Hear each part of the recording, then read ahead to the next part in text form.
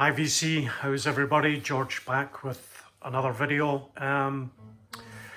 Recent finds video, well, from 2 or 3 weeks, this bunch of records I've got here, maybe 9 LPs to show you. But first off, I'd like to congratulate Tone Scott for getting the job at Goldmine, American record collector magazine. It's been going, I think it's the second oldest magazine in the States.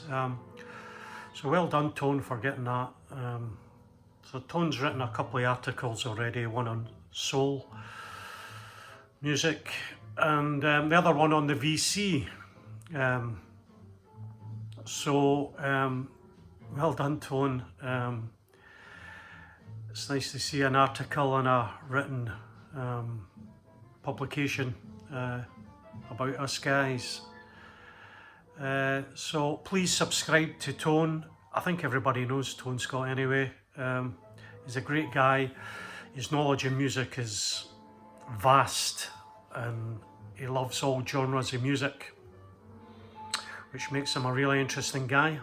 So I've followed Tone for a few years now, and he always shows fantastic albums. So yeah, Goldmine, please go along, subscribe, or check out Tone's articles. It's nice to see, as I said, the VC getting included. And he shows pictures of some of the top VCers, and I'm sure we'll have more articles on the VC, so tune into Tone Scott and Goldmine magazine. Okay, so first off, first album. Now these are all from a local record shop, and here in Scotland you don't get a lot in the jazz records, and it's pretty random really, and you don't really get all the top blue notes and things like that, so you've got to take the scrappings you can get, but sometimes they're a lot cheap. So started off with I'll show you this on Pablo's Basie Jam, Count Basie. Pablo label there. So this is UK original release. It was recorded in 1975 and released in 1975, and there's maybe about 8 players on the album. J.J. Johnson plays trombone, Eddie Lockjaw Davis tenor, Zoot Sims on tenor sax too, but not too big a band. And for like, what did I pay? £6. And what I do with my local record shop is, if I'm going to buy a few albums, I just maybe half and half, I trade in some albums, and I'll give them cash for the rest. So yeah, Count Basie, Basie Jam on Pablo. Another one on Pablo, as I've said, is Zoot Sims. Now I don't have any Zoot Sims, so it's nice to pick this up also. I mean, these records have been in the shop for a while, just staring at me, ready when I was ready to, you know, look at them. So trade some stuff in I never listened to. And again, it cost me something similar, £8 or so. Right, so price in there, £6. Zoot Sims and the Gershwin brothers. So Zoot covers Ira and George Gershwin tunes. So it's quite an easy listen. There's only 5 players in this band. We've got Oscar Peterson on piano, beautiful, and Joe Pass on guitar. And he plays some really fantastic guitar on this. Again, released in '97, the same as the Basie one. And these got their first releases in '75, so these are original UK releases, recorded in New York. Yeah, nice wee listen, Zoot Sims.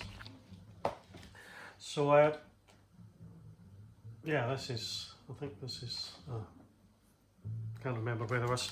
This is from the shop too, like, you know, but he had bought a jazz collection, and I'm going to show you some and asked them to go back to the chap because he hadn't pilfered it enough, but can't remember if this was from the collection. But anyway, Clifford Brown Memorial album. This is a UK issue, tip-on jacket on Stateside.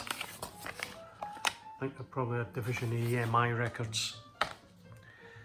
Clifford Brown Memorial album, and this was recorded in like 1953. It was 2 sessions in which Quincy Jones had a hand in. He must have orchestrated one of the 2 sessions. As I said, one was recorded in June 53 and the other was September 53. Other players we have Art Farmer on trumpets, Clifford Brown obviously on trumpet, Benny Golson tenor sax, and we've got Percy Heath on bass and Philly Joe Jones on drums on the September session. So yeah, Clifford Brown, great trumpet player, real out there, and they do a couple of Quincy Jones numbers, and yeah, you can't go wrong with Clifford Brown. This is from 50, I think it was maybe released 55. It's in a Prestige recording. Cost me £8. It's on mono. Clifford Brown Memorial album. From, I think this was 64. This is a UK first press 64. I think it was about 56, 55, something like that. Didn't last too long. Clifford Brown then unfortunately died quite young, and obviously another big miss to the jazz world. And next off, Clifford Brown again. So this is 1954. Clifford Brown and Max Roach inclusive, and that would be the original cover. So this is a cheap reissue. Cost me £8. It's on the Jazz Trip label. All these albums I got really are sort of in real VG++ condition. From this chap, again original mono pressing. We've got Clifford Brown on trumpet, Max Roach drums obviously, Harold Land on tenor sax, Richie Powell on piano, and George Morrow on bass.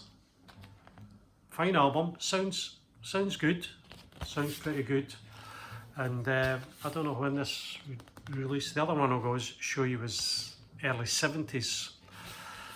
This must be too reissue, which means all analog. Yeah, and Clifford Brown again. So that was the first one I showed you, was I think the 53, 54 obviously, and this was from 55. Clifford Brown, Max Roach at Basin Street. It's obviously a live album, and it's on this Trip Jazz label again. £12. He charged me £8 for this one. Charged me £12 for this one. And it's all down to, I mean, they just, like everybody else, take their prices from Discogs. So 7 tracks, and the great Sonny Rollins plays tenor saxophone on this album too. So it's always nice to get anything by Sonny Rollins. Yeah, Clifford Brown, Max Roach at Basin Street. Now the next 4 are all boring stuff, sorry. Not really, but Charles Mingus and the Mingus Connection. This is a double album, and one of the albums are playing in the background here. And this is a comp, and I think it's, yeah, it's, you see the label there, Jazz Vogue.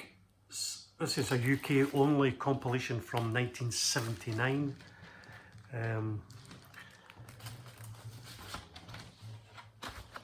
There's a nice write-up. This comp, and the tracks are from like 50, 51. And you've got Charlie Parker, one track for 1951. I don't know how they make up their comps, but Charlie Parker plays on this one from 51. And Charles Mingus here, so we've got Joe Jones percussion. They tend to use quite a Mark Roach, quite a lot of different people, obviously, because it's a compilation, and it goes from 51 to 1957. Quality is nice enough. Not a lot of money spent on the jacket, but it's Gatefold double album, and that's one of the albums you're hearing, if you can hear it in the background. Next off is another compilation, Jazz Experiment with Charles Mingus and his Modernists. And this is this Hall of Fame, Jazz Greats.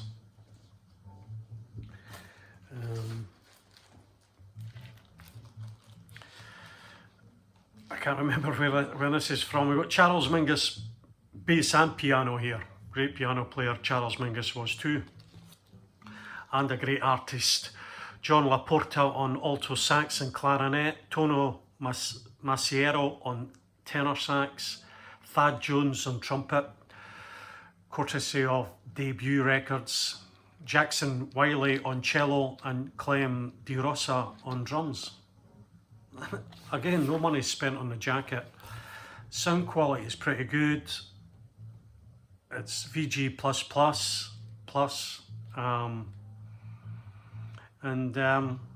Yeah, can't remember I can't remember the years of this comp. I think this was this is a Japanese, first released in Japan. Was it? No, not this one.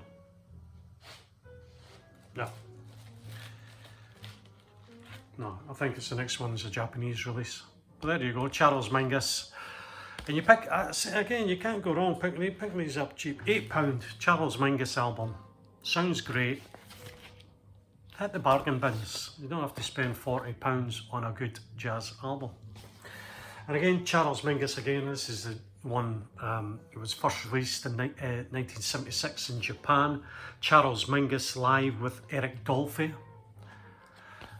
Quite a beautiful picture there, not done by Charles Mingus. I thought it was at first. This is recorded in France in 1960. It got its first release in Japan